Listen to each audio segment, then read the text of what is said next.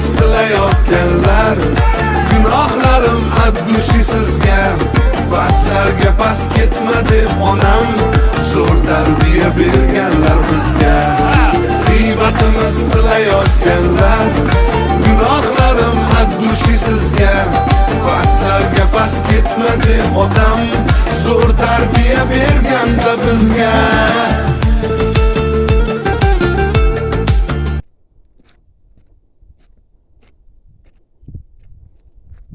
Uzun ayvon bo'ladi. Keyin ayvondan o'tilib xonalarga kiriladi. Bitta, ikkita, uchta, to'rtta xona bor. Ular regel, mana shular regel qilib qo'yildi.